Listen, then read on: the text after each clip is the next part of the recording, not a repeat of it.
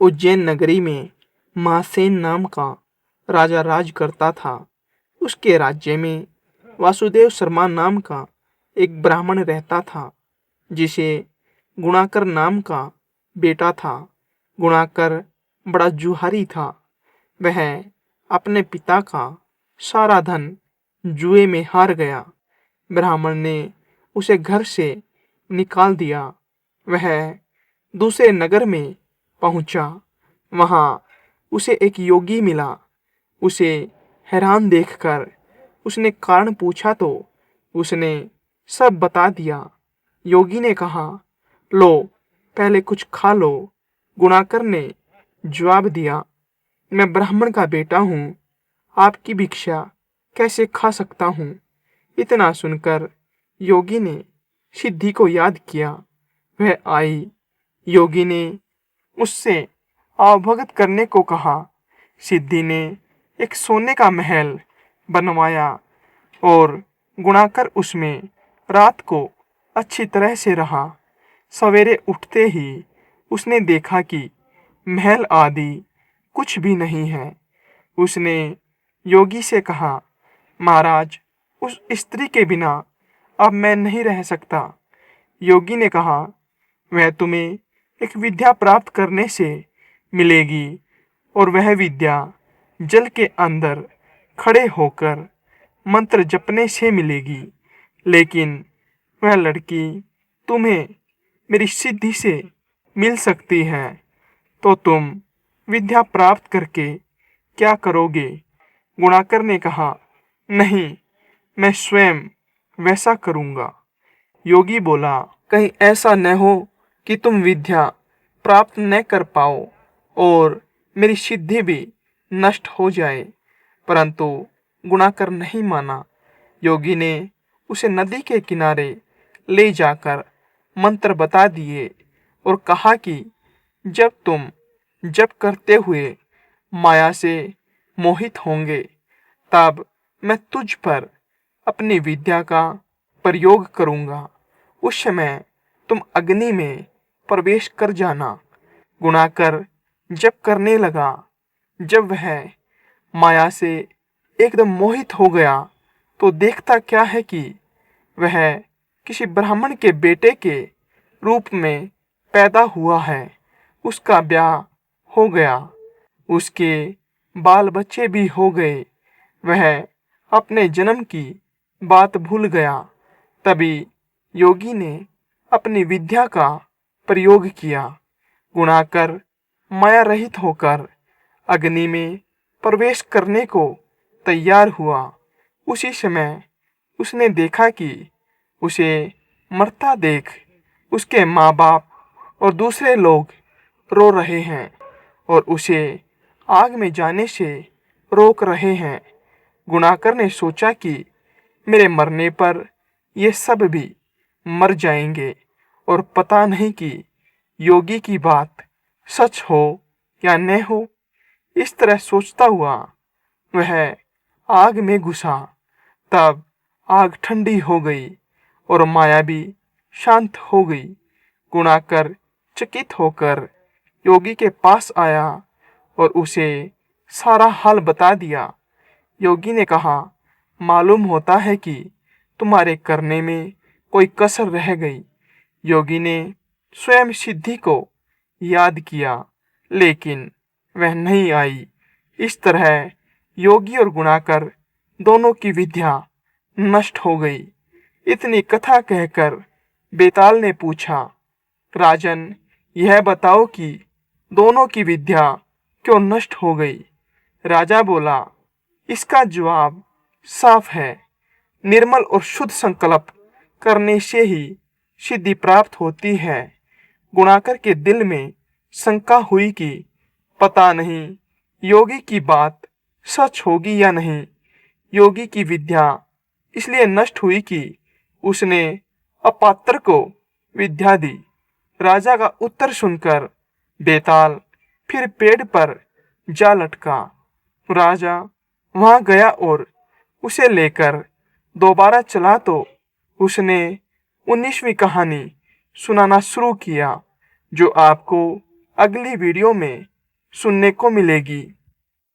वरकोलक नामक नगर में सूर्यप्रभ नाम का राजा राज करता था। उसे कोई संतान न थी।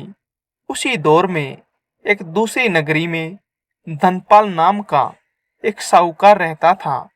उसकी स्त्री का नाम हिरण्यवती था और उसे धनवती नाम की एक पुत्री थी। जब धनवती बड़ी हुई तो धनपाल मर गया और उसके नाते रिश्तेदारों ने उसका धन ले लिया। हिरण्यवती अपनी लड़की को लेकर रात के समय नगर छोड़कर चल दी। रास्ते में उसे एक चोर सूली पर लटकता हुआ मिला। वह मरा नहीं था। उसने हिरण्यवती को देखकर अपना परिचय दिया और कहा, मैं तुम्हें 1000 अशर्फियां दूंगा। तुम अपनी लड़की का ब्याह मेरे साथ कर दो। हिरण्यवती ने कहा, तुम तो मरने वाले हो। चोर बोला, मुझे कोई पुत्र नहीं है और निपुते की परलोक में सदगति नहीं होती। अगर मेरी आज्ञा से और किसी से भी इससे पुत्र पैदा हो जाएगा तो मुझे सदगति मिल जाएगी। हिरण्यवती ने लोभ के वश होकर उसकी बात मान ली और धनवती का ब्याह उसके साथ कर दिया। चोर बोला, इस बड़ के पेड़ के नीचे अशर्फियां गड़ी है, उन्हें ले लेना और मेरे प्राण निकलने पर मेरा क्रियाकर्म करके तुम अपनी बेटी के साथ अपने नगर में चली जाना। इतना कहकर चोर मर गया। हिरण्यवती ने जमीन खोदकर अशर्फियां निकाली, चोर का क्रियाक्रम किया और अपने नगर में लौट आई। उसी नगर में वसुदत्त नाम का एक गुरु था, जिसका मनस्वामी नाम का शिष्य था। वह शिष्य एक वेश्या से प्रेम करता था। वेश्या उससे 500 अशर्फियां मांगती थी। वह कहाँ से लाकर देता। संयोग से धनवती ने मनस्वामी को देखा और वह उसे चाहने लगी। उसने अपनी दासी को उसके पास भेजा। मनस्वामी ने कहा कि मुझे 500 अशर्फियां मिल जाए तो मैं एक रात धनवती के साथ रह सकता हूँ। हिरण्यवती राजी हो गई। उसने मनस्वामी को 500 अशर्फियां दे दी। बाद में धनवती से एक पुत्र उत्पन्न हुआ। उसी रात शिवाजी ने सपने में उन्हें दर्शन देकर कहा, तुम इस बालक को 1000 अशर्फियों के साथ राजा के महल के दरवाजे पर रख आओ। माँ बेटी ने ऐसा ही किया। उधर शिवाजी ने राजा को सपने में दर्शन देकर कहा, तुम्हारे द्वार पर किसी ने धन के साथ लड़का रख दिया है, उसे ग्रहण करो। राजा ने अपने नौकरों को भेजकर बालक और अशर्फियों को मंगा लिया। बालक का नाम उसने चंद्रप्रभ रखा। जब वह लड़का बड़ा हुआ तो उसे गद्दी सौंपकर राजा काशी चला गया और कुछ दिन बाद मर गया। पिता के ऋण से उऋण होने के लिए चंद्रप्रभ तीर्थ करने निकला। जब वह घूमते हुए गया कूप पहुंचा और पिंडदान किया तो उसमें से 3 हाथ एक साथ निकले। चंद्रप्रभ ने चकित होकर ब्राह्मणों से पूछा कि किसको पिंड दूं। उन्होंने कहा, लोहे की कील वाला चोर का हाथ है, पवित्री वाला ब्राह्मण का और अंगूठी वाला राजा का। आप तय करो कि किसको देना है। इतना कहकर बेताल बोला, राजन, तुम बताओ कि उसने किसको पिंड देना चाहिए। राजा ने कहा, चोर को, क्योंकि उसी का वह पुत्र था। मनस्वामी उसका पिता इसलिए नहीं हो सकता कि वह तो एक रात के लिए पैसे से खरीदा हुआ था। राजा भी उसका पिता नहीं हो सकता, क्योंकि उसे बालक को पालने के लिए धन मिल गया था। इसलिए चोर ही पिंड का अधिकारी है। इतना सुनकर बेताल फिर पेड़ पर जा लटका। राजा दोबारा उसे लेकर चला। तब उसने 20वीं कहानी सुनाना शुरू किया, जो आपको अगली वीडियो में सुनने को मिलेगी। चित्रकूट नगर में एक राजा रहता था। एक दिन वह शिकार खेलने जंगल में गया। घूमते घूमते वह रास्ता भूल गया और अकेला रह गया। थककर वह एक पेड़ की छाया में लेटा कि उसे एक ऋषि कन्या दिखाई दी। उसे देखकर राजा उस पर मोहित हो गया। थोड़ी देर में ऋषि स्वयं आ गए। ऋषि ने पूछा, तुम यहाँ कैसे आए हो? राजा ने कहा, मैं शिकार खेलने आया हूँ।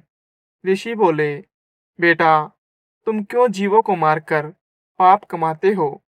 राजा ने वादा किया कि मैं अब कभी शिकार नहीं खेलूंगा। खुश होकर ऋषि ने कहा, तुम्हें जो मांगना हो मांग लो। राजा ने ऋषि कन्या मांगी और ऋषि ने खुश होकर दोनों का विवाह कर दिया। राजा जब उसे लेकर चला तो रास्ते में एक भयंकर राक्षस मिला। बोला, मैं तुम्हारी रानी को खाऊंगा। अगर चाहते हो कि वह बच जाए तो 7 दिन के भीतर एक ऐसे ब्राह्मण पुत्र का बलिदान करो जो अपनी इच्छा से खुद को दे। और उसे मारते समय उसके माता पिता उसके हाथ पैर पकड़े। डर के मारे राजा ने उसकी बात मान ली। वह अपने नगर को लौटा और अपने दीवान को सब हाल कह सुनाया। दीवान ने कहा, आप परेशान न हो, मैं उपाय करता हूँ। इसके बाद दीवान ने 7 वर्ष के बालक की सोने की मूर्ति बनवाई और उसे कीमती गहने पहनाकर नगर नगर और गांव-गांव घुमवाया। यह कहलवा दिया कि जो कोई 7 वर्ष का ब्राह्मण का बालक खुद को बलिदान के लिए देगा और बलिदान के समय उसके माँ बाप उसके हाथ पैर पकड़ेंगे, उसी को यह मूर्ति और 100 गांव मिलेंगे। यह खबर सुनकर एक ब्राह्मण बालक राजी हो गया। उसने माँ बाप से कहा, आपको बहुत से पुत्र मिल जाएंगे।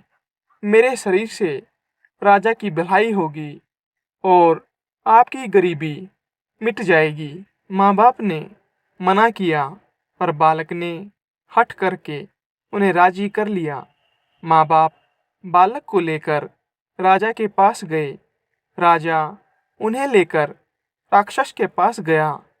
राक्षस के सामने माँ बाप ने बालक के हाथ पैर पकड़े और राजा उसे तलवार से मारने को हुआ। उसी समय बालक बड़े जोर से हंस पड़ा। इतना कहकर बेताल बोला, हे राजन, यह बताओ कि वह बालक क्यों हंसा? राजा ने फौरन उत्तर दिया, इसलिए कि डर के समय हर आदमी रक्षा के लिए अपने माँ बाप को पुकारता है। माता पिता न हो तो पीड़ितों की मदद राजा करता है।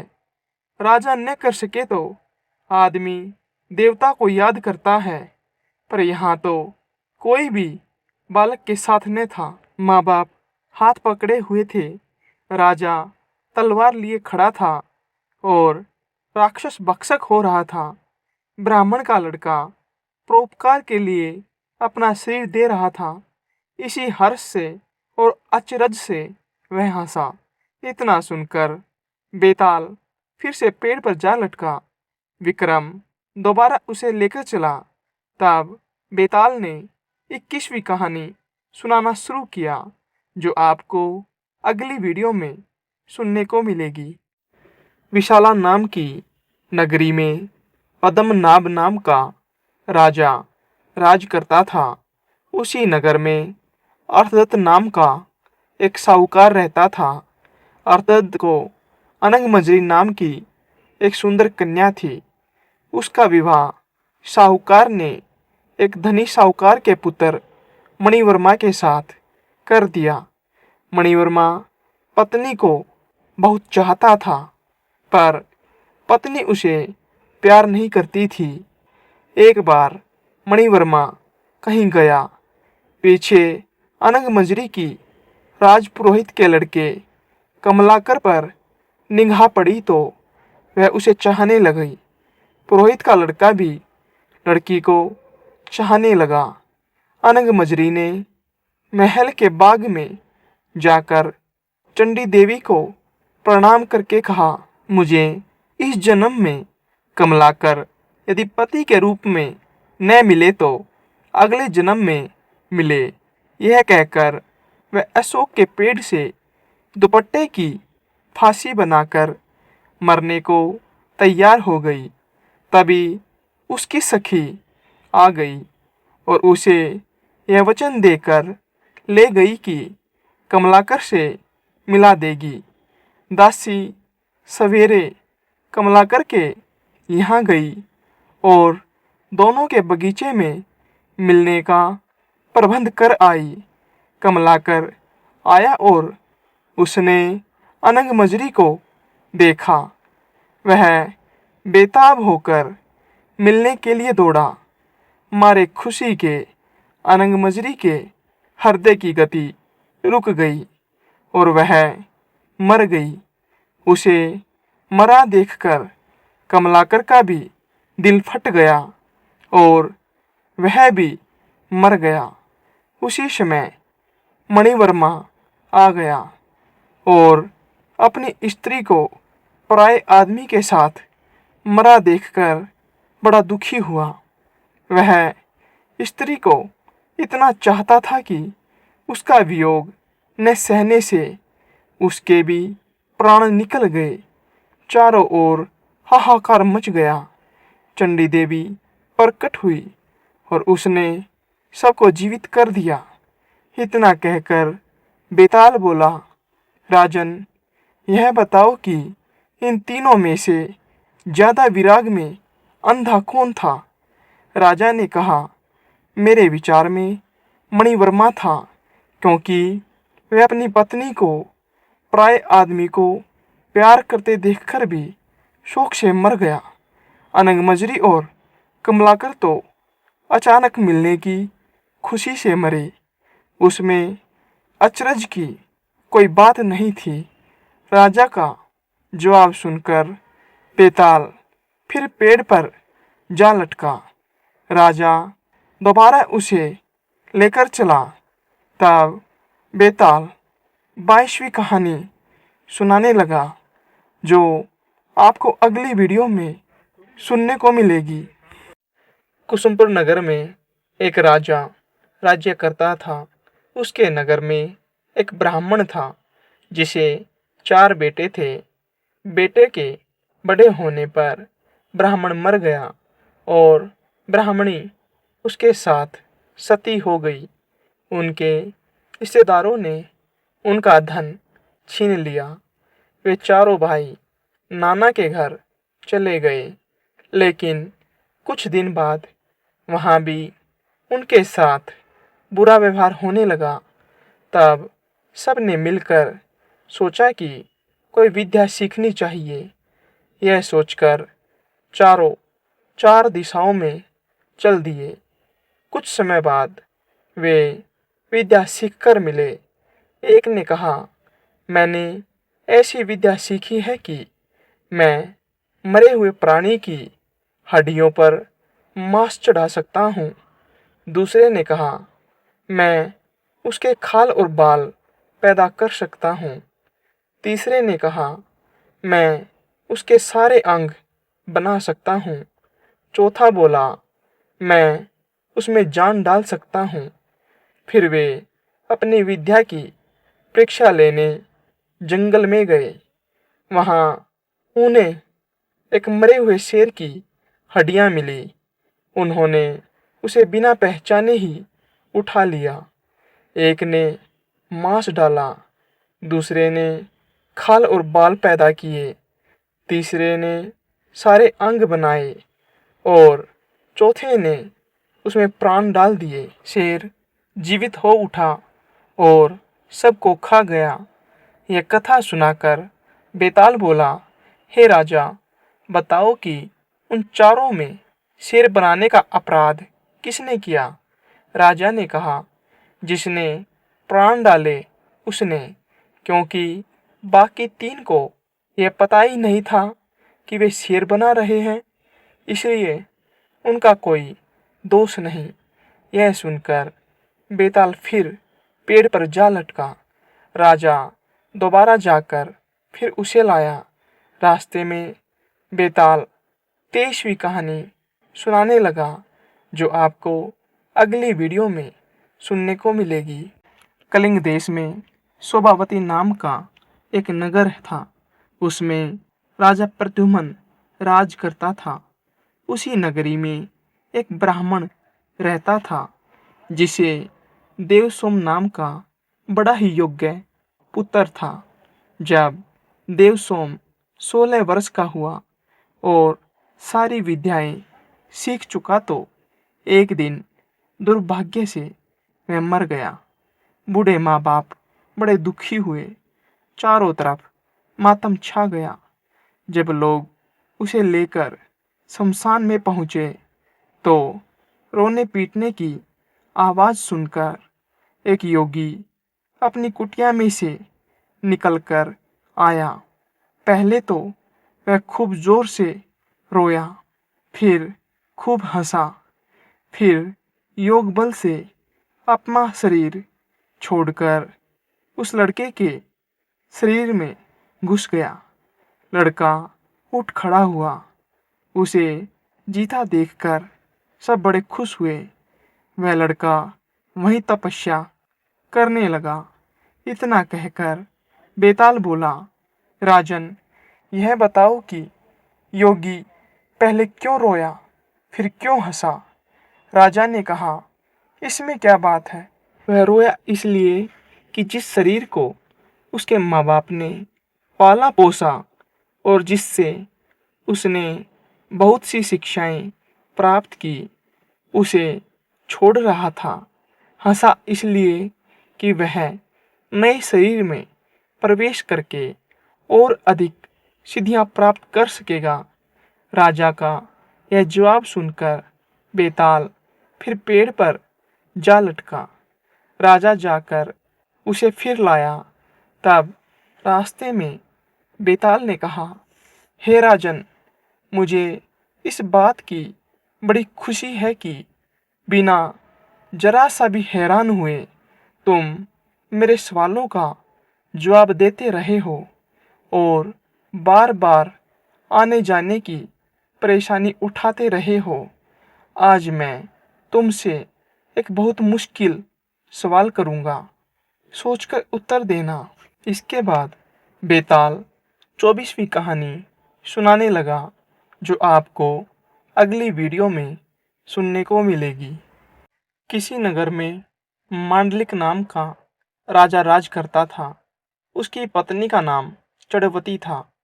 वह मालव देश के राजा की लड़की थी। उसे लावण्यवती नामक एक कन्या थी।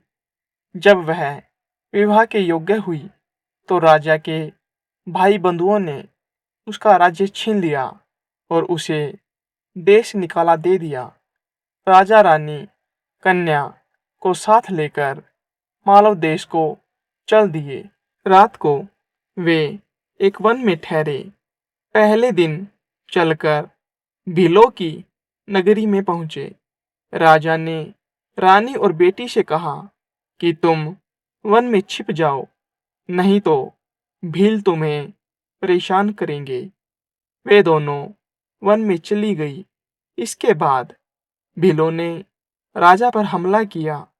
राजा ने मुकाबला किया, परंतु अंत में वह मारा गया। भील उसे मारकर चले गए। कुछ देर बाद रानी और बेटी जंगल से निकलकर आई तो राजा को मरा देखकर बड़ी दुखी हुई। वे दोनों शोक करती हुई एक तालाब के किनारे पहुंची। उसी समय वहां चंड सिंह नाम का साहूकार अपने लड़के के साथ घोड़े पर चढ़कर शिकार खेलने के लिए उधर आया। तो स्त्रियों के पैरों के निशान देखकर साहूकार अपने बेटे से बोला, अगर ये स्त्रियां मिल जाए तो जिससे चाहो विवाह कर लेना। लड़के ने कहा, छोटे पैर वाली छोटी उम्र की होगी, उससे मैं विवाह कर लूंगा। आप बड़ी वाली से कर लेना। साहूकार विवाह नहीं करना चाहता था, पर बेटे के बहुत कहने पर राजी हो गया। थोड़ा आगे बढ़ते ही उन्हें दोनों स्त्रियां दिखाई दी। साहूकार ने कहा, तुम कौन हो? रानी ने सारा हाल कह सुनाया। साहूकार उन्हें अपने घर ले गया। संयोग से रानी के पैर छोटे थे, पुत्री के पैर बड़े, इसलिए साहूकार ने पुत्री से विवाह किया, लड़के ने रानी से, और इस तरह पुत्री सास बनी और माँ बेटे की बहू। उन दोनों को आगे चलकर कई संतानें हुई। इतना कहकर बेताल बोला, राजन बताइए, माँ बेटी के जो बच्चे हुए उनका आपस में क्या रिश्ता हुआ? यह सवाल सुनकर राजा बड़े चक्कर में पड़ा। उसने बहुत सोचा पर जवाब न सूझ पड़ा, इसलिए वह चुपचाप चलता रहा। बेताल यह देखकर बोला, राजन कोई बात नहीं, मैं तुम्हारे धीरज और पराक्रम से खुश हूँ। मैं अब इस मुर्दे से निकल जाता हूँ। तुम इसे योगी के पास ले जाओ। जब वह तुम्हें इस मुर्दे को सिर झुकाकर प्रणाम करने को कहे तो तुम कह देना कि पहले आप करके दिखाओ। जब वह सिर झुकाकर दिखाने लगे तो तुम उसका सिर काट लेना। उसका बलिदान करके तुम सारी पृथ्वी के राजा बन जाओगे। यदि तुमने उसका सिर नहीं काटा तो वह तुम्हारी बलि देकर सिद्धि प्राप्त करेगा। इतना कहकर बेताल चला गया और राजा मुर्दे को लेकर योगी के पास आया। योगी राजा और मुर्दे को देखकर बहुत प्रसन्न हुआ। बोला, हे राजन, तुमने यह कठिन काम करके मेरे साथ बड़ा उपकार किया है। तुम सचमुच सारे राजाओं में श्रेष्ठ हो। इतना कहकर उसने मुर्दे को उसके कंधे से उतार लिया और उसे स्नान कराकर फूलों की मालाओं से सजाकर रख दिया। फिर मंत्र बल से बेताल का आह्वान करके उसकी पूजा की। पूजा के बाद उसने राजा से कहा, हे राजन, तुम शीश झुकाकर इसे प्रणाम करो। राजा को बेताल की बात याद आ गई। उसने कहा, मैं राजा हूँ, मैंने कभी किसी को सिर नहीं झुकाया। आप पहले सिर झुकाकर दिखा दीजिए। योगी ने जैसे ही सिर झुकाया, राजा ने तलवार से उसका सिर काट दिया। बेताल बड़ा खुश हुआ। बोला, राजन, यह योगी विद्याधरों का स्वामी बनना चाहता था, अब तुम बनोगे। मैंने तुम्हें बहुत हैरान किया है। तुम जो चाहो सो मांग लो।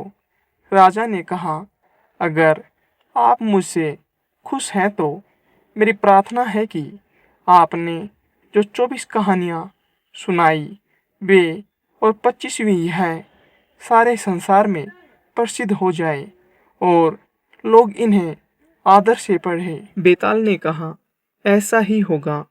ये कथाएं बेताल पचीसी के नाम से मशहूर होंगी और जो इन्हें पढ़ेंगे उनके पाप दूर हो जाएंगे। यह कहकर बेताल चला गया। उसके जाने के बाद शिवजी ने प्रकट होकर कहा, राजन, तुमने अच्छा किया जो इस दुष्ट साधु को मार डाला। अब तुम जल्दी ही सातों द्वीपों और पाताल सहित सारी पृथ्वी पर राज्य स्थापित करोगे। इसके बाद शिवजी अंतर्धान हो गए। काम पूरा करके राजा शमशान से नगर में आ गया। कुछ ही दिनों में वह सारी पृथ्वी का राजा बन गया और बहुत समय तक आनंद से राज्य करते हुए अंत में भगवान में समा गया।